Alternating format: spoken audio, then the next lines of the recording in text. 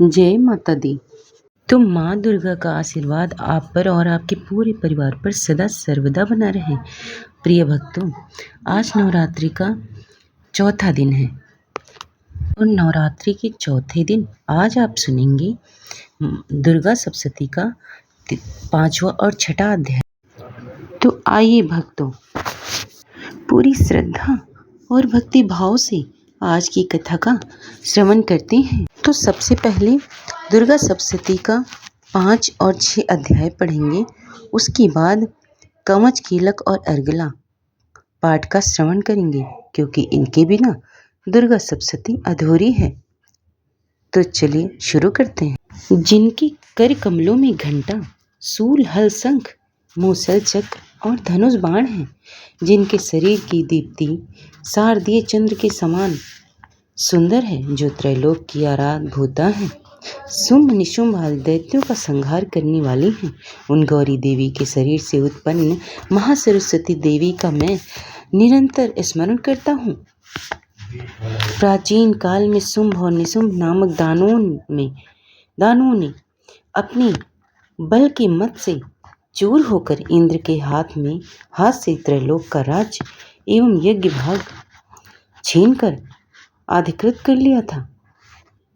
वे ही दोनों राक्षस सूर्य, चंद्र, कुबेर, यम, वरुण आदि देवों के अधिकार भी भोगने लगे।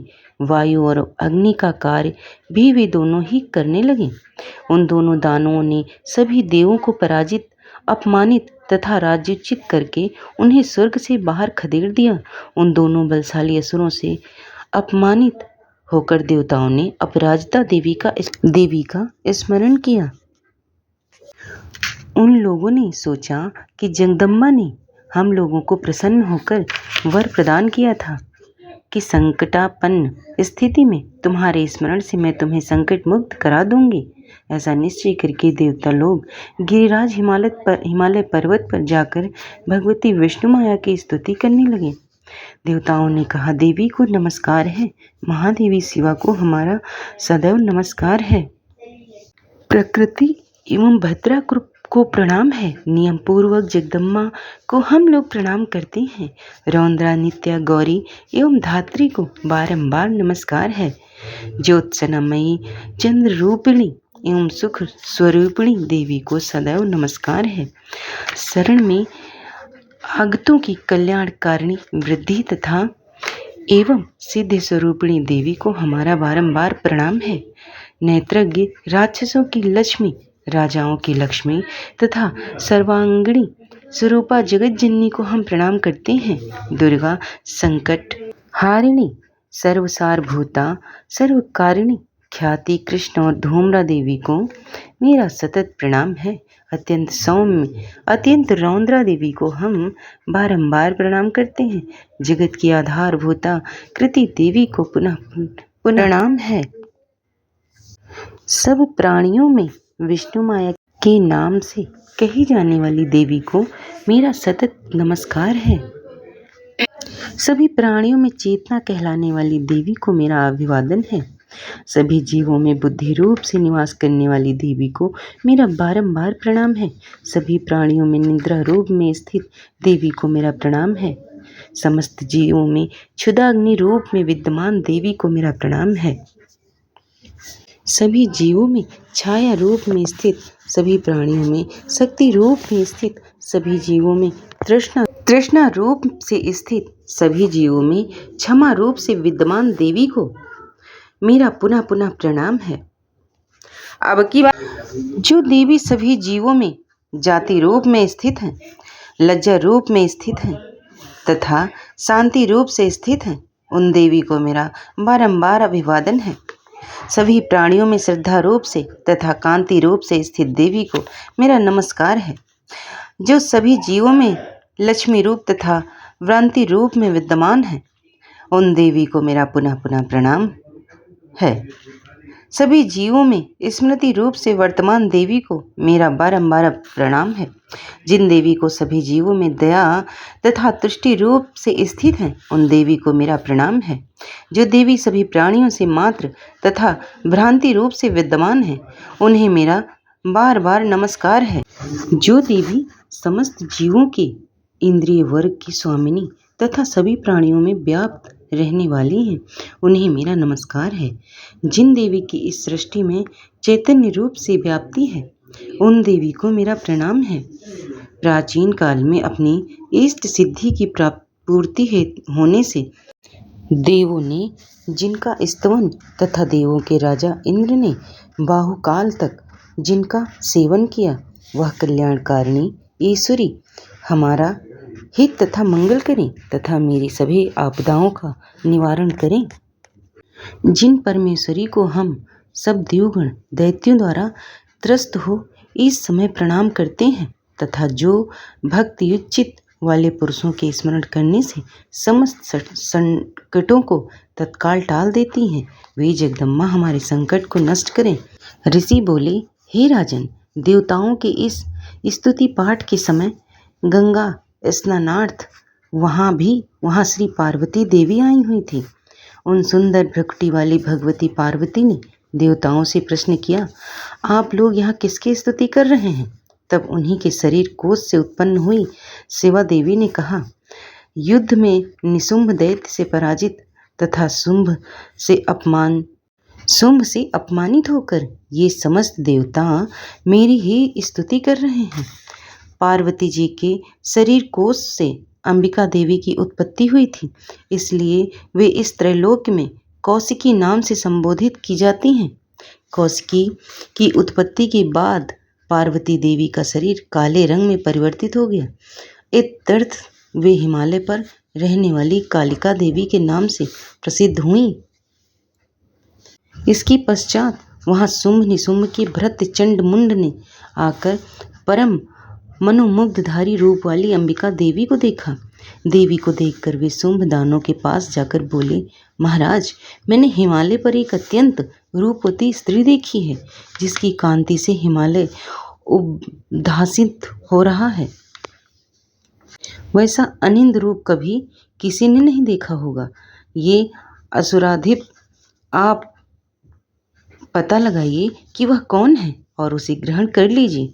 उस स्त्री रत्न के समस्त अंग बहुत ही कमनीय हैं और वह अपने अंगों की आभा से समस्त दिशाओं को अलौकित कर रही है। हे दैत्यराज, अभी तक वह हिमालय पर ही वर्तमान है, आप उसे चलकर देख सकते हैं। हे प्रभु, इस समय आपके गृह में संसार के सभी रत्न, घोड़े, हाथी आदि शोभित हो रहे हैं। हाथियों से ऐरावत, वृक्षों में पारिजात तथा घोड़ों में उच्चे श्रवा को आपने ही इंद्र से छीन लिया है। हंसों से जुता हुआ ब्रह्मा जी का यह रत्न जटित अद्भुत विमान अब आपके यहाँ पड़ा है। महापद्म नामक कुबेर की निधि छीनकर आपने हस्तगत कर लिया है। केसरों से सुशोभित किंजलकिनी नाम की माला समुद्र ने आपको अर्पित कर दी है, जिसके कमल कभी भी नहीं कुम्हलाते और सदा हरे भरे रहते हैं। सोना बरसाने वाला वरुण देव का छत्र भी आपके घर में शोभित हो रहा है तथा प्रजापति का यह उत्तम रथ भी आपके पास उपलब्ध है। हे दैत्येश्वर, मृत्यु को उत्क्रांतिता नामक शक्ति भी आपने अपने अधिकार में ले ली है तथा वरुण का फांस और समुद्र गर्भ के अनेकों रत्न आपके अनुज निशुंभ के पास हैं। अग्नि ने स्वतः शुद्ध किए हुए 2 वस्त्र आपको अर्पित किए हैं।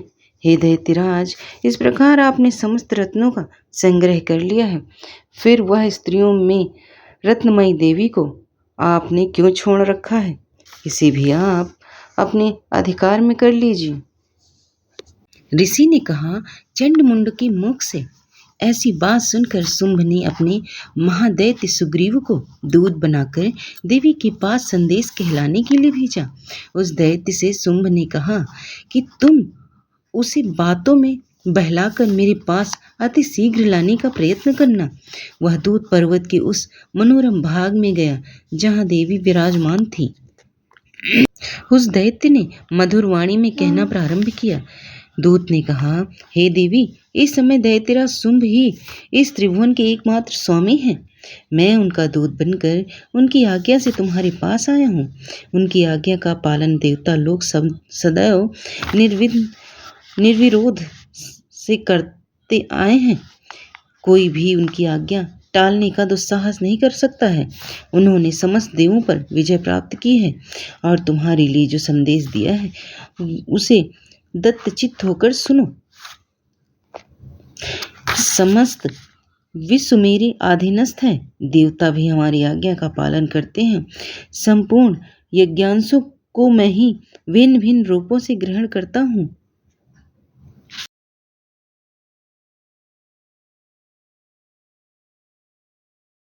तीनों लोकों के श्रेष्ठतम रत्न सभी मेरे अधिकार में हैं। देवराज इंद्र का वाहन श्रेष्ठ रत्न ऐरावत नाम का हाथी मेरे पास है। क्षीर सागर के मंथन काल में उत्पन्न अश्वरत्न उच्च श्रवा को अब देवताओं ने मुझे अर्पित कर दिया है। हे सुंदरी, इन पदार्थों के अतिरिक्त और भी जितने अमूल्य रत्न पदार्थ देवों, गंधर्वों या नागों के अधिकार में थे, वे सब अब मेरे पास उपलब्ध हैं। हे देवी, हम लोग तुम्हें स्त्रियों में रत्न मानते हैं, अतएव तुम हमारे पास आओ, क्योंकि उन अधिकृत रत्नों का उपभोग करने वाला एकमात्र मैं ही हूँ। हे चंचल चितवन वाली सुंदरी, तुम मेरे या मेरे भाई पराक्रमी निशुंभ के पास रहकर दुर्लभ सुखों का उपभोग करो, क्योंकि तुम रत्न स्वरूपिणी हो। मेरा वर्ण करके तुम अतुल संपत्ति तथा ऐश्वर्य की उत्तराधिकारिणी बनोगी। अपनी बुद्धि से ऐसा विचार कर तुम मेरी पत्नी बनना स्वीकार करो।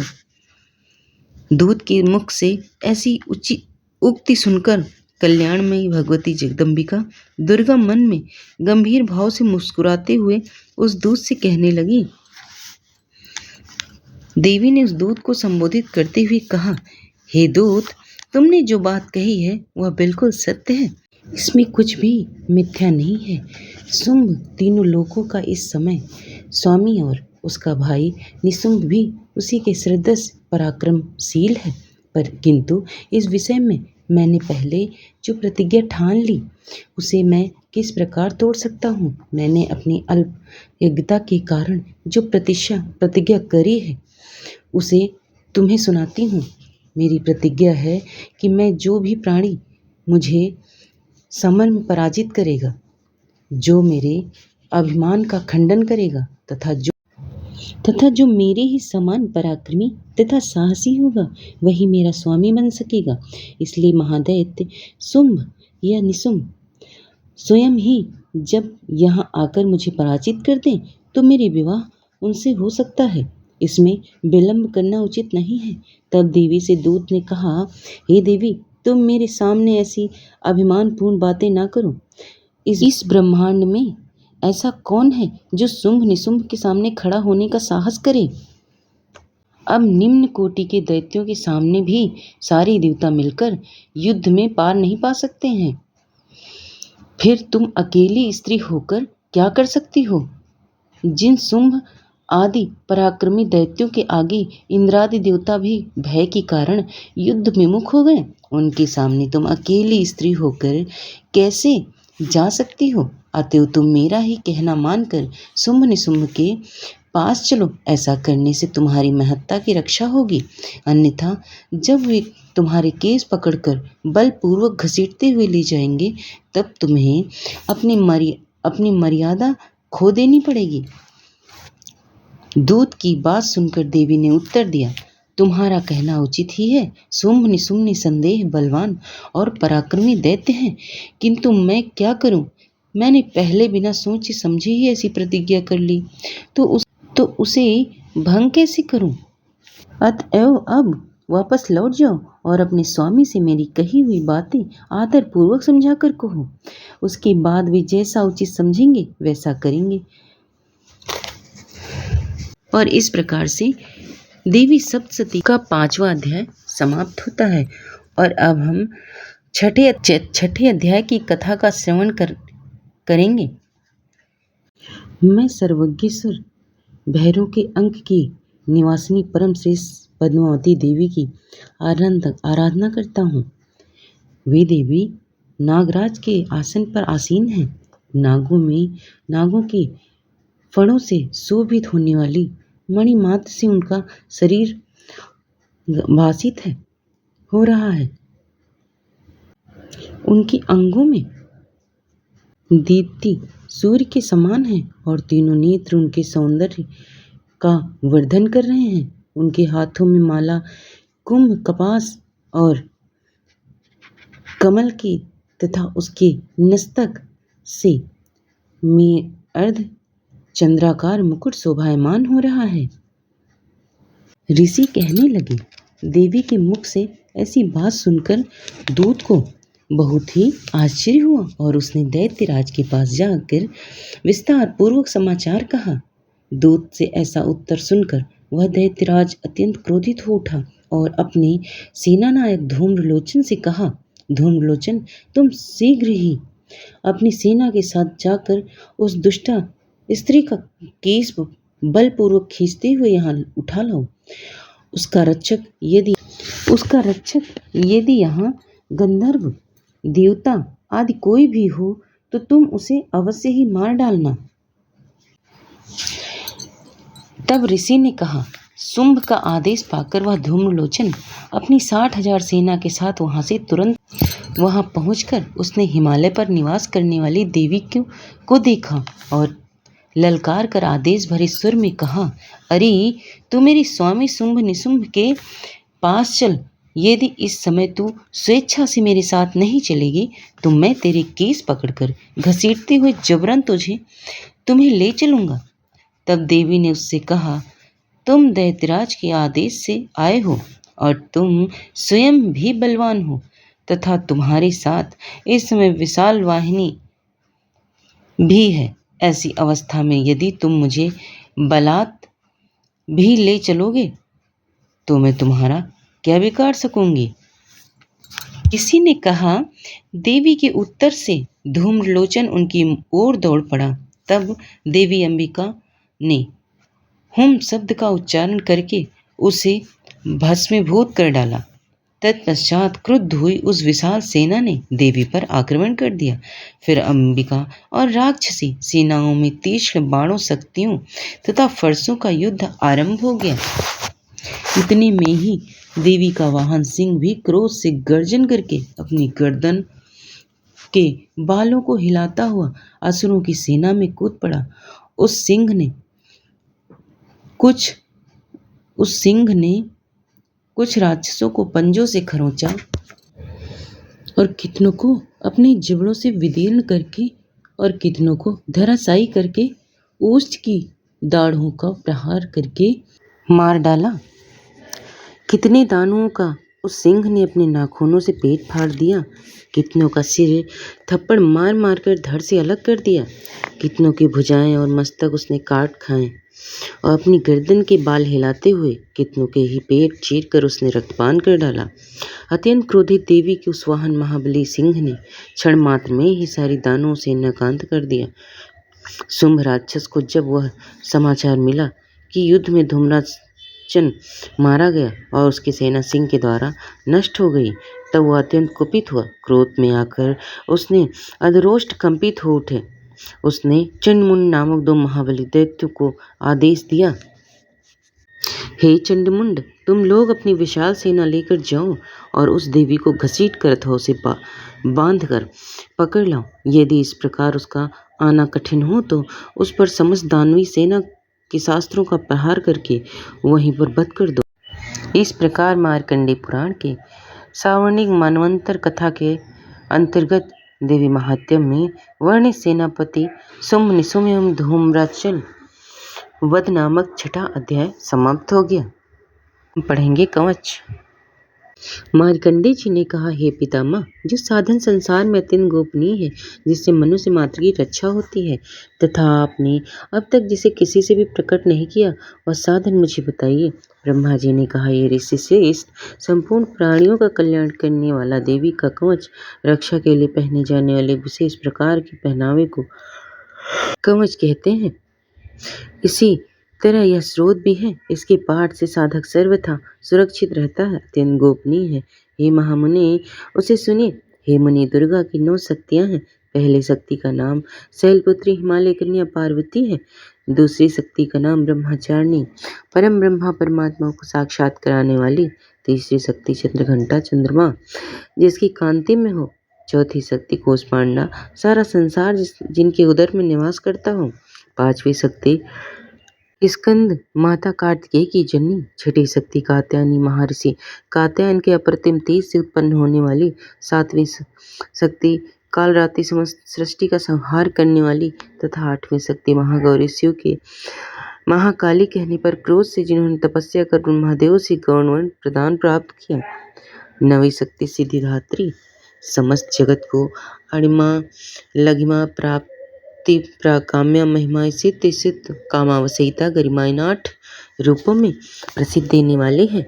ये 9 दुर्गा कही गई ये शक्तियां सर्वज्ञ ब्रह्मदेव द्वारा कही गई हैं।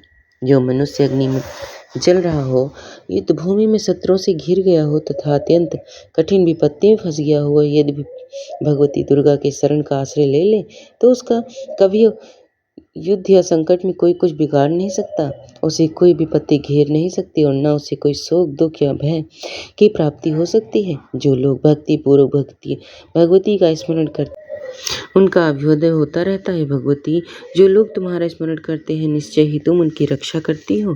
प्रथम चामुंडा चंडमुंड का विनाश करने वाली देवी प्रेत के वाहन पर निवास करती हैं। वाराही महेश के आसन पर रहती है। इंद्रिय का वाहन ऐरावत हाथी, वैष्णवी का वाहन गरुड़, माहेश्वरी बैल के वाहन पर तथा कुमारी मोर के आसन पर विराजमान है। श्री विष्णु पत्नी भगवती लक्ष्मी के हाथों में कमल है तथा कमल के आसन पर निवास करती हैं। श्वेत वर्ण वाली ईश्वरी वृष बैल पर सवार है। भगवती ब्रह्माणी सरस्वती संपूर्ण आभूषणों से युक्त है तथा वे सिंहासन पर विराजमान रहती हैं। अनेक आभूषण तथा रत्नों से दैदीप्यमान उपर्युक्त सभी देवियां सभी योग शक्तियों से युक्त हैं।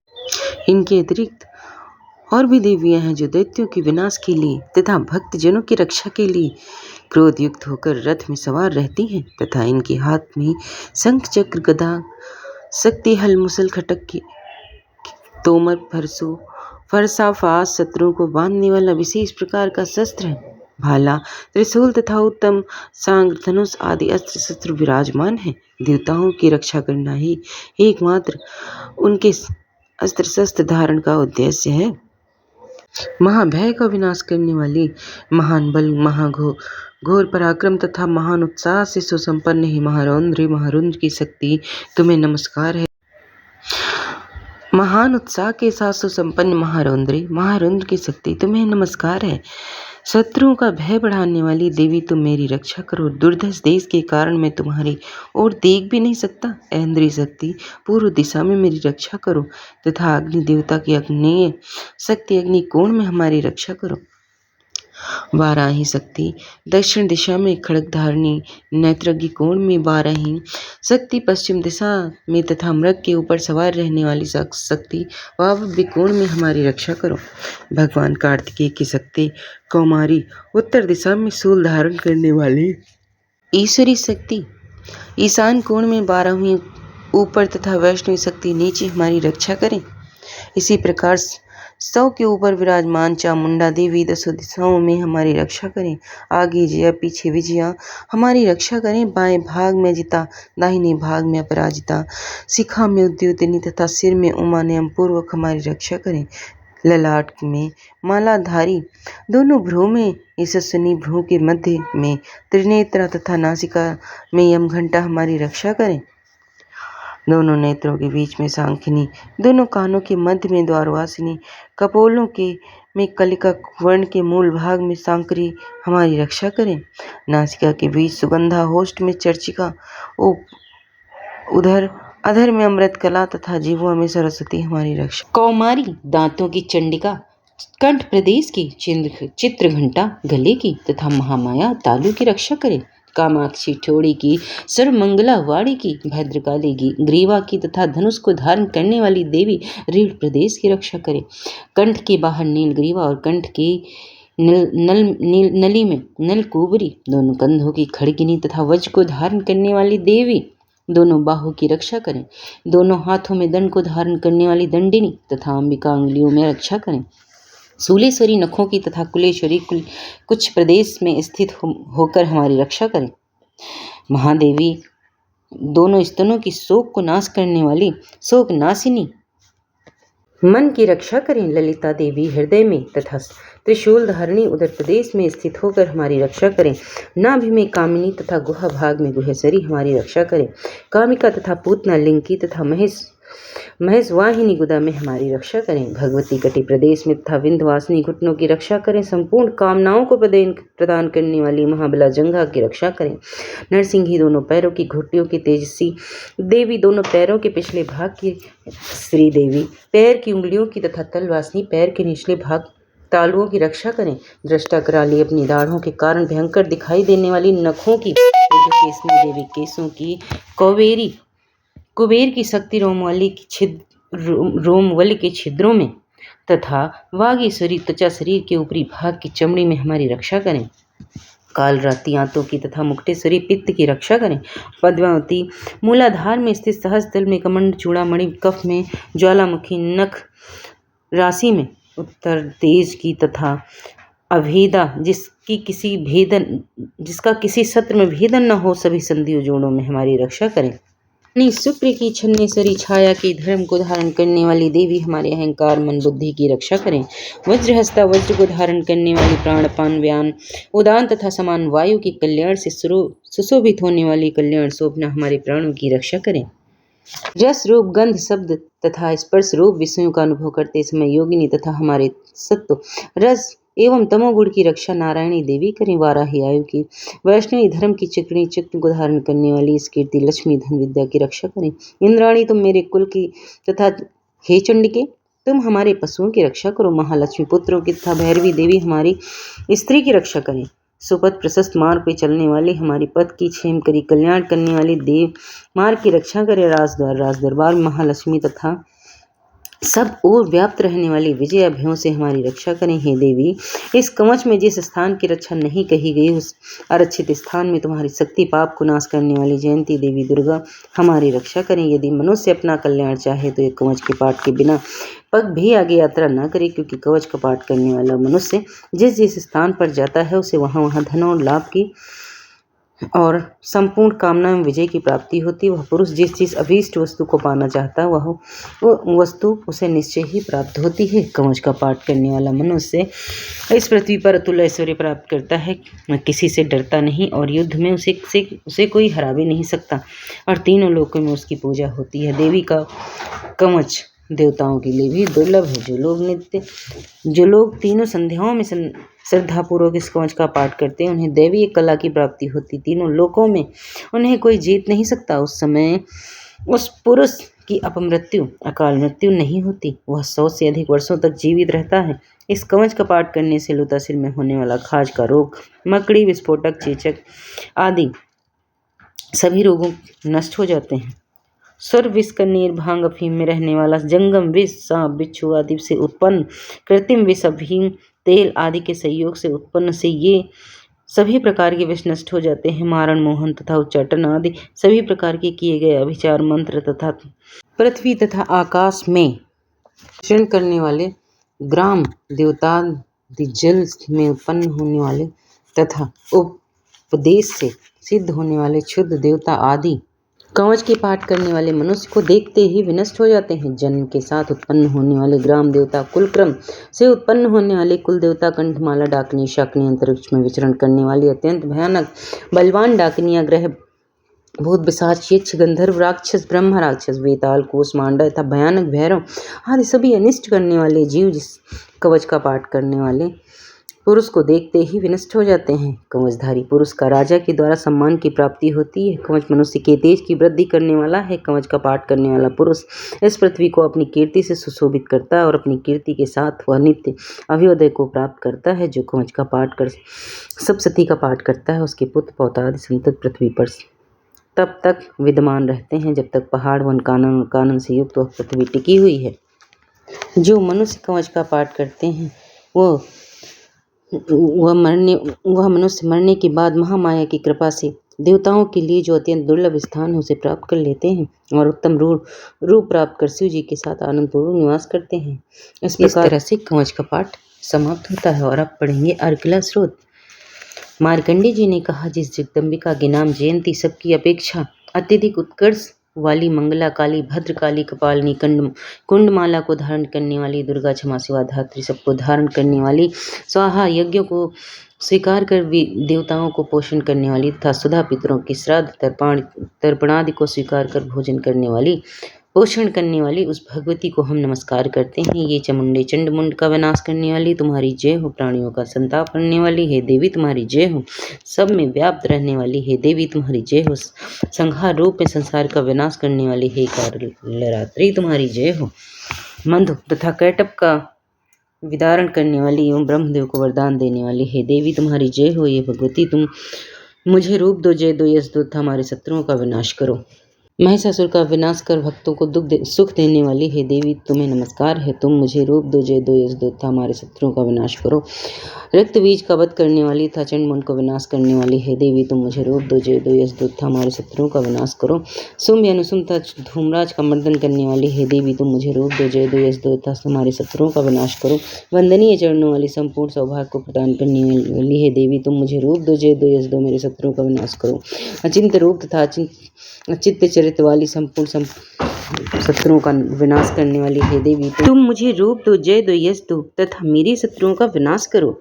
हे पापों का नाश करने वाली चंडिके देवी, जो लोग भक्ति पूर्वक तुम्हें नमस्कार करते हैं उन्हें तुम रूप दो, जय दो, यश दो तथा उनके शत्रुओं का विनाश करो। व्याधियों का विनाश करने वाली हे चंडिके देवी, जो लोग भक्ति पूर्वक तुम्हारी स्तुति करते हैं तुम उन्हें रूप दो, जय दो, यश दो तथा उनके शत्रुओं का विनाश करो।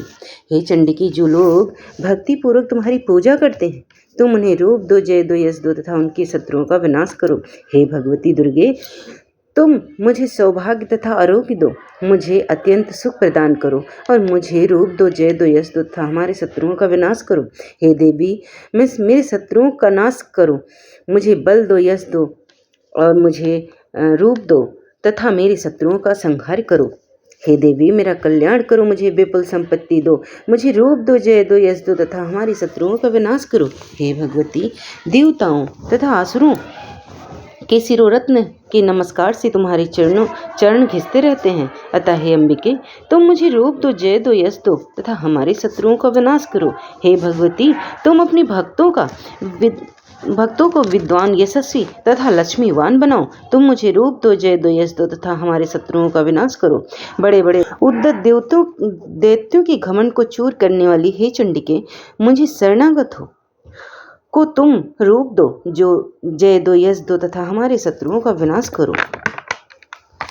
चार भुजाओं वाली ब्रह्मदेव से स्तुति की जाने वाली हे परमेश्वरी, तुम मुझे रूप दो, जय दो, यश दो तथा हमारे शत्रुओं का विनाश करो। हे भगवती, भगवान विष्णु तुम्हें नित्य निरंतर तुम्हारी स्तुति करते रहते हैं। तुम मुझे रूप दो, जय दो, यश दो तथा हमारे शत्रुओं का विनाश करो। भगवान सदा शिव से स्तुति की जाने वाली है परमेश्वरी, तुम मुझे रूप दो, जय दो, यश दो तथा हमारे शत्रुओं का विनाश करो। इंद्र के द्वारा शुद्ध भावना से पूजी जाने वाली है देवी, तुम मुझे रूप दो, जय दो, यश दो तथा हमारे शत्रुओं का विनाश करो। अपनी प्रचंड भुजाओं से दैत्यों के घमंड को चूर करने वाली देवी, तुम मुझे रूप दो, जय दो, यश दो तथा हमारे शत्रुओं का विनाश करो। अपने भक्त जन का अत्यंत आनंद बढ़ाने वाली हे अंबिके, तुम मुझे रूप दो, जय दो, यश दो तथा हमारे शत्रुओं का विनाश करो। हे भगवती, हमारी इच्छा के अनुकूल चलने वाली सुंदर स्त्री मुझे प्रदान करो, जो उत्तम कुल से उत्पन्न हुई हो तथा संसार रूपी सागर से पार करने वाली हो। जो लोग इस अर्गला स्रोत का पाठ, दुर्गा सप्तशती का पाठ करते हैं, वे सप्तशती के पाठ का उत्तम फल प्राप्त करते हैं तथा प्रचुर धनराशि भी भगवती की दया से उन्हें मिलती है। और अब हम पढ़ेंगे कीलक सूत्र। मार्कंडेय जी ने कहा, जिन भगवान शंकर का विशुद्ध ज्ञान ही शरीर है, तीनों वेद ही जिनके 3 नेत्र हैं, जो द्वितीया के चंद्रमा को मस्तक में धारण किए हुए हैं तथा समस्त कल्याण के हेमभूत हैं, मैं उन शंकर को नमस्कार करता हूँ। सप्तशती के पाठ करने को यह कीलक सप्तशती मंत्रों का अंग ही जानना चाहिए। अतः जो दुर्गा सप्तशती के साथ इस कीलक का पाठ करते हैं उनका सदैव कल्याण होता है। और जो लोग कीलक के साथ दुर्गा सप्तशती के स्रोतों से भगवती की स्तुति करते हैं उनकी उच्चाटन आदि सभी क्रियाएं सिद्ध होती हैं और उन्हें दुर्लभ वस्तुओं की प्राप्ति होती है तथा भगवती की सिद्धि भी हो जाती है। कीलक पूर्वक सप्तशती का पाठ करने वाले पुरुष की किसी मंत्र अथवा औषधि की आवश्यकता नहीं होती। उनके द्वारा किए गए समस्त उच्चाटन आदि प्रयोग किए जप के ही सिद्ध होते हैं। अन्य मंत्रों के जपादि से यदि अभीष्ट वस्तुओं की प्राप्ति हो जाती है तो दुर्गा सप्तशती के पाठ से भी मनोरथ की सिद्धि हो जाती है। तो दोनों में कौन सा श्रेष्ठ है? लोगों की इस शंका को सामने रखकर भगवान शंकर ने यही निर्णय किया कि दुर्गा सप्तशती स्रोत ही सबसे बढ़कर है। दुर्गा सप्तशती का यथावत पाठ करने वाले पुरुष के पुण्य की समाप्ति नहीं होती। यह देखकर भगवान शंकर ने दुर्गा सप्तशती के स्रोत को गुप्त कर दिया। जो कृष्ण पक्ष की चतुर्दशी या अष्टमी को समाहित एकाग्रचित होकर दुर्गा सप्तशती का पाठ करते हैं वे निश्चय ही कल्याण के भागी होते हैं, इसमें संदेह नहीं है। जो भगवती को अपनी समस्त संपत्ति समर्पित कर दास रूप में पुनः संपत्ति का उपयोग करता है भगवती उसके ऊपर निश्चय ही प्रसन्न होती हैं, अन्यथा प्रसन्न नहीं होती। श्री महादेव जी ने इसी प्रकार की प्रतिबंधक कील से कृष्ण पक्ष की अष्टमी और चतुर्दशी को भगवती की प्रीति के लिए सारी संपत्ति समर्पित कर पुनः भगवती की आज्ञा से उसका सदुपयोग करना सप्तशती के फल को कीलित कर दिया। जो लोग इस प्रकार के कीलक को निष्कील करके नित्य ही दुर्गा सप्तशती का पाठ करते हैं वे सिद्ध हो जाते हैं। देवी को पार्षद पास में रहने वाले तथा गंधर्व उत्तम गायकों की एक विशेष देवजाति हो जाते हैं। सर्वत्र विचरते रहने पर भी उन्हें कभी कोई भय नहीं रहता, उनकी अपमृत्यु नहीं होती और वे मर जाने पर मोक्ष को प्राप्त करते हैं। इस कीलक को जानकर ही उसका परिहार कर दुर्गा सप्तशती का पाठ करना चाहिए। यदि कोई कीलक ना जानकर दुर्गा सप्तशती का पाठ करता है तो उसका विनाश हो जाता है। अतः कीलक फल का विघ्न तथा निष्कीलन दुर्गा सप्तशती के फल को विघ्न का वारण करने की प्रक्रिया को जानकर ही दुर्गा सप्तशती का पाठ करना चाहिए। स्त्रियों के सौभाग्य, संतति तथा स्थिर लक्ष्मी आदि जो कुछ भी दिखाई पड़ता है वह भगवती की प्रसन्नता का ही फल है। इसलिए भगवती को प्रसन्न करने के लिए इस स्रोत का पाठ अवश्य करना चाहिए। तो प्रिय भक्तजनों, यहाँ पर अब कथा समाप्त होती है और अगर पसंद आ जाए तो चैनल को लाइक शेयर सब्सक्राइब कर लेना। धन्यवाद।